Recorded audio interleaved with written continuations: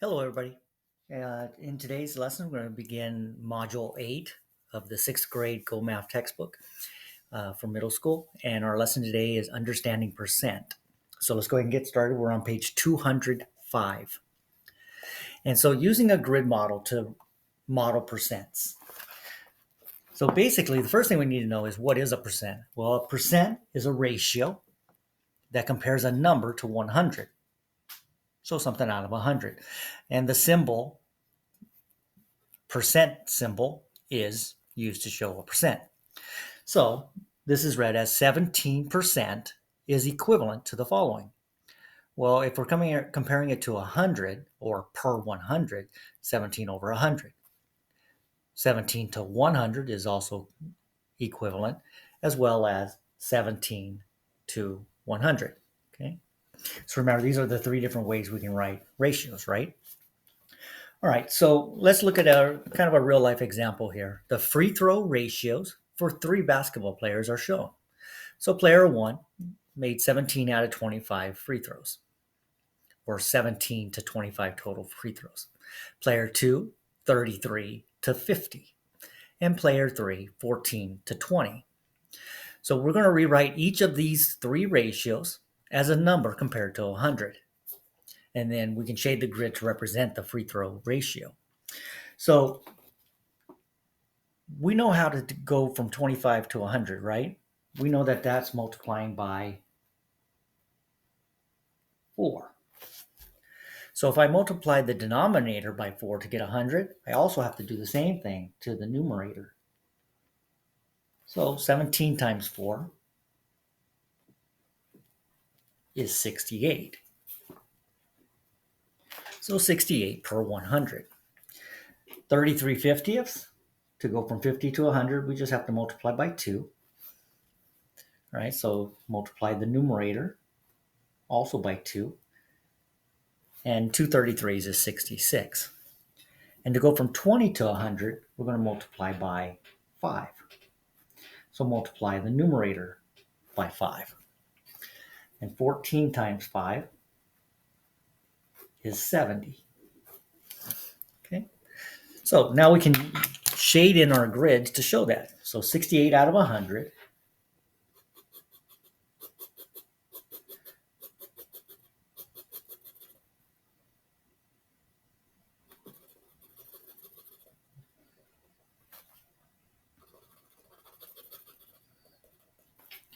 It doesn't matter if you go columns or rows. I just chose rows. So I have 68 out of 100. In the next one, we're going to do 66 out of 100.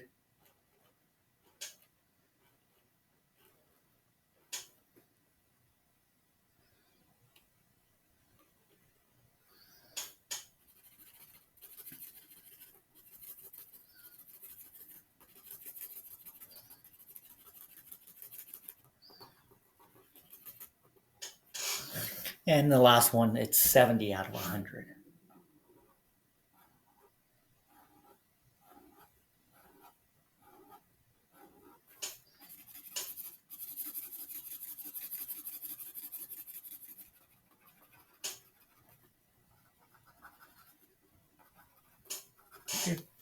So that's how it would be shown using grids. So now we can just compare these numbers. Which player has the greatest free throw ratio? Well, 68 to 100, 66 to 100, or 70 to 100? Well, 70, right? We know that when the denominators are the same, all we have to do is compare the numerators. And 70 is the largest number. So player 3.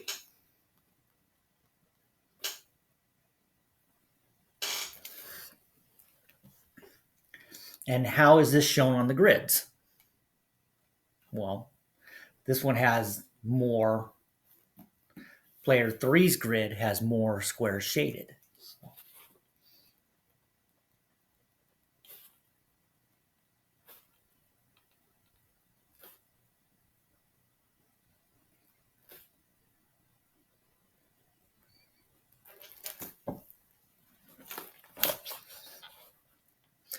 All right, now, how can we use a percent to describe each player's free throw ratio?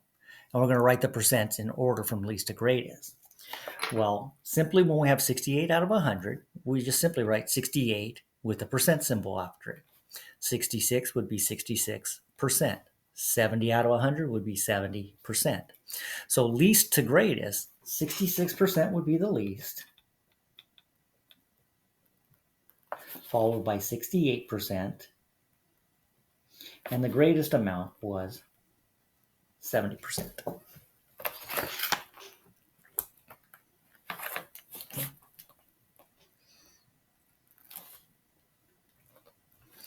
How do you determine how many squares to shade on each grid?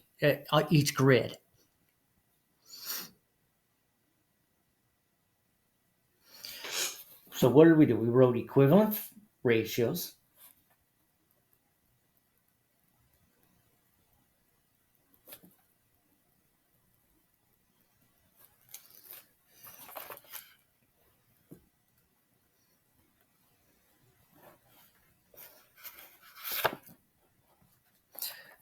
Right, equivalent ratios, where the second term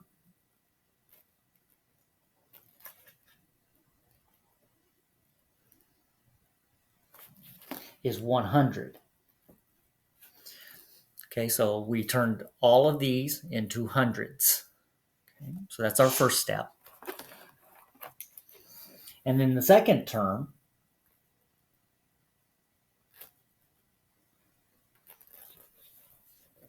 tells us how many squares to shade.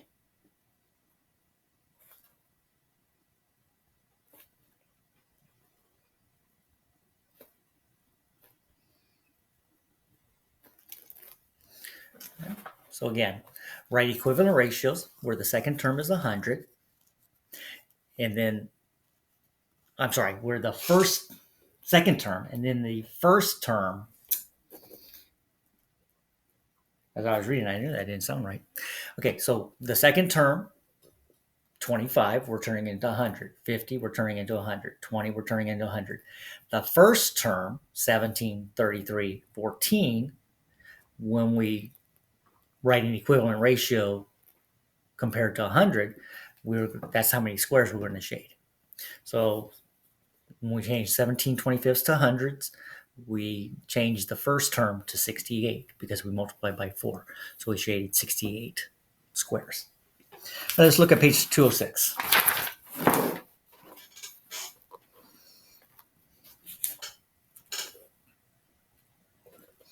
right, connecting fractions and percents. So we can use a percent bar model to model a ratio expressed as a fraction to get an equivalent percent. So use a percent model to find an equivalent percent for 1/4. So we know that if we use a bar model, if we just had fractions, we'd go 0, 1/4, 2/4, 3/4, 4/4, or 1 whole. Well, 1 whole represents 100%. 0/4 would be 0%. So how much is each of these other sections? Well, you will recall that 1/4 of 100 is 25. And we can get that by dividing 100 by 25, right? So it takes 4 25ths to equal 100. So 1/4 is 25, 1/2 or 2/4 is 50, 3/4 is 75, and 4/4 is 100. So if 1/4 of 100 is 25, then 1/4 of 100% is 25%.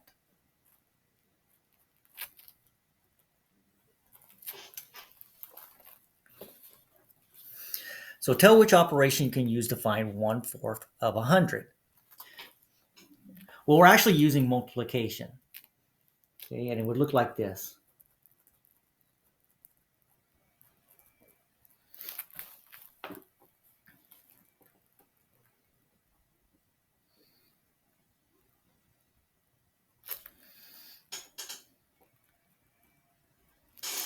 Okay, so we're actually multiplying 1/4 by 100%. Well, we can take 100 and divide by 4. And that gives us 25. And 25 times 1 is 25%.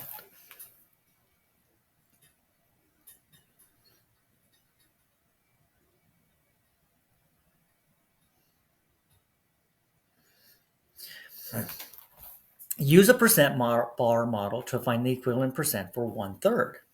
Okay, well, we see again, 0/3 is 0%. 1/3, we have to find out. 2/3 and 3/3. Well, 3/3 is 100%. So they're telling us that 1/3 of 100 is 33 and a third.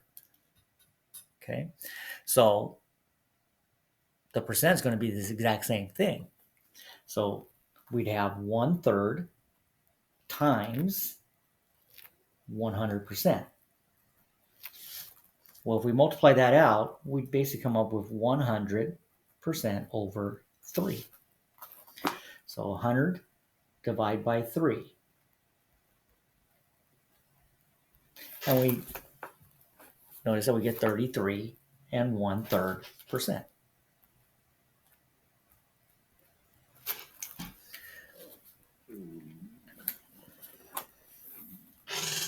So again, we can use multiplication.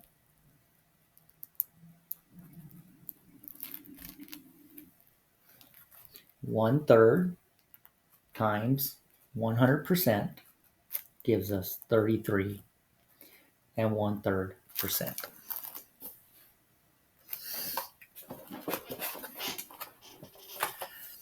So number 1 on page 206. Jo says she can find the percent equivalent of 3/4 by multiplying the percent equivalent of 1/4 by 3. How can you use a percent bar model to support this claim?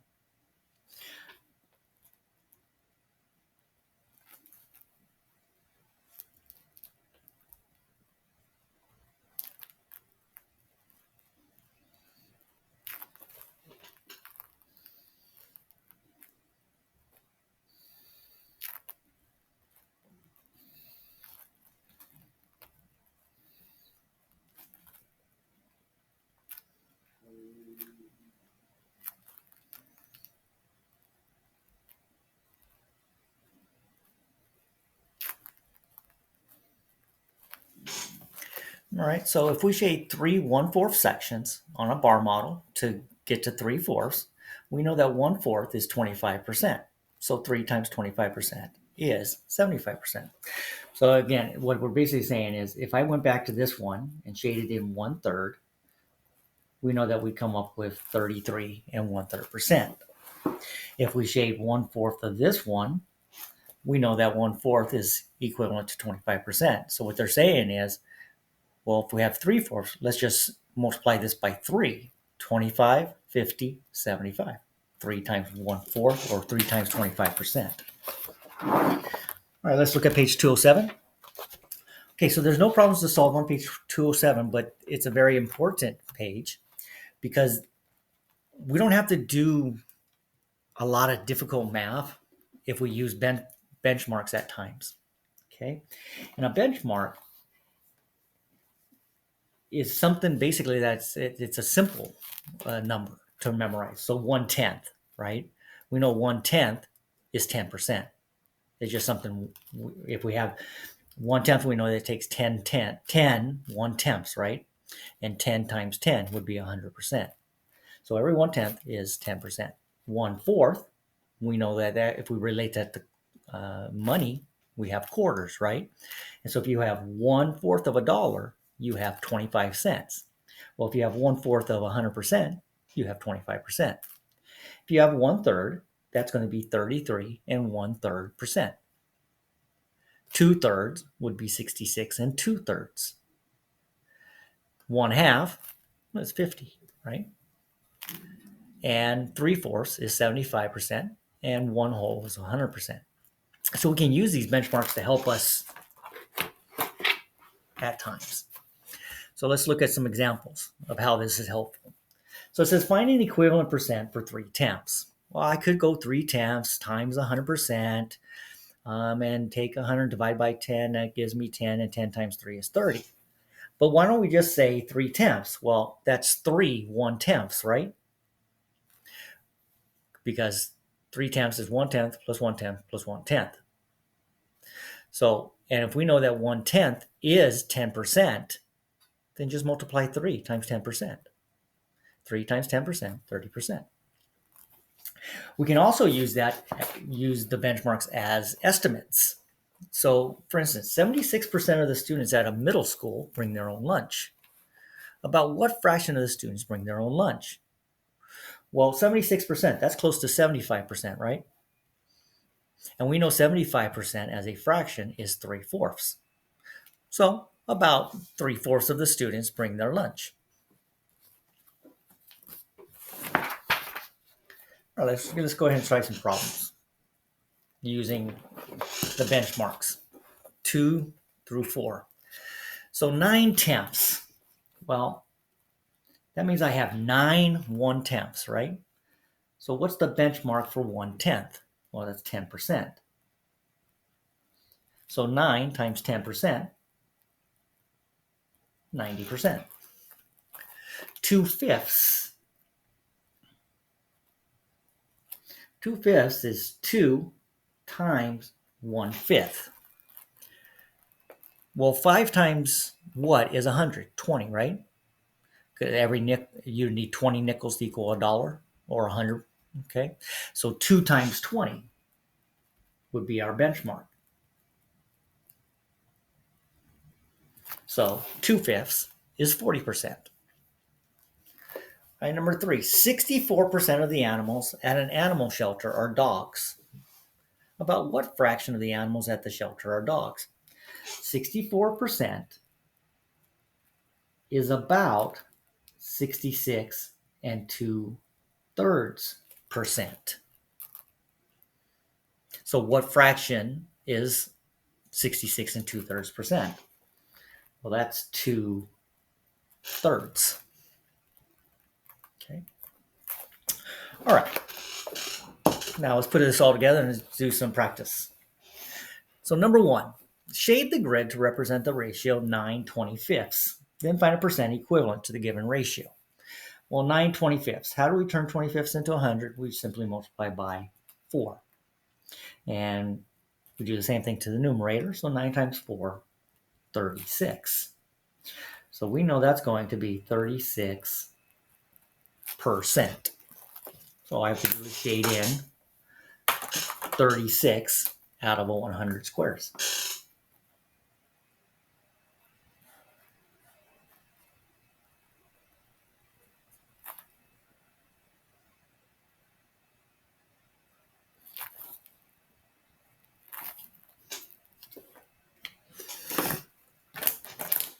Use a percent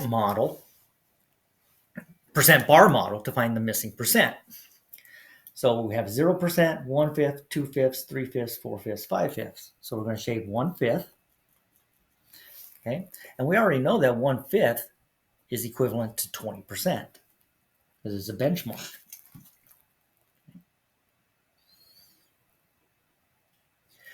All right, so identify a benchmark you can use to find an equivalent percent for each ratio. Then find the equivalent percent. 6/10. Well, the benchmarks, that's 1/10, right? And we know we have 6 1/10. So we're going to multiply 6. What percent is 1/10? 1/10 is 10%. So 60%. 2/4. So our benchmark is 1/4. So 2 times 1/4. 1/4 is 25%. So 2 times 25% is 50%. And finally, we have 4/5. Again, the benchmark is 1/5. So we're going to have 4 times 20%.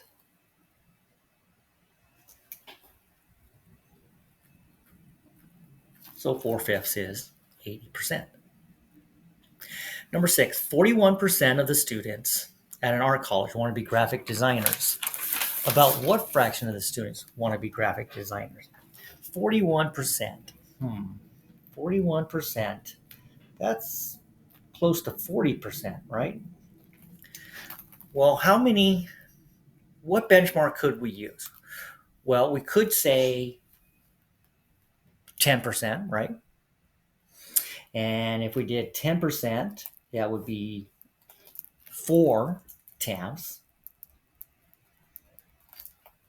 which we can simplify by dividing by 2 to 2/5. Okay. Or you could have said 20% plus 20%. Oh, okay, well, that's 2/1/5, right? 2/5. All right, and finally, number 7. How do you write a ratio as a percent? Well, first we're going to write the ratio as a fraction.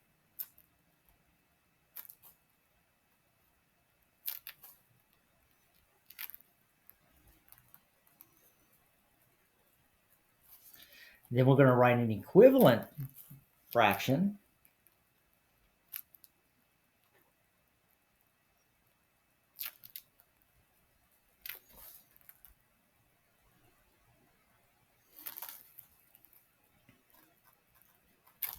With a denominator of 100.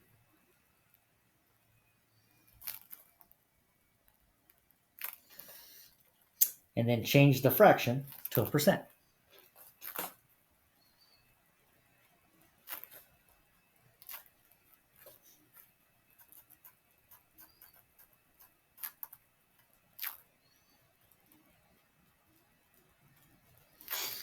Okay, so again, how do we write ratios as a percent? What have we been doing? Well, we've been writing the ratio as a fraction, okay, like up here, as a fraction with 100 as the denominator. And then we change this fraction into a percent. Simple as that.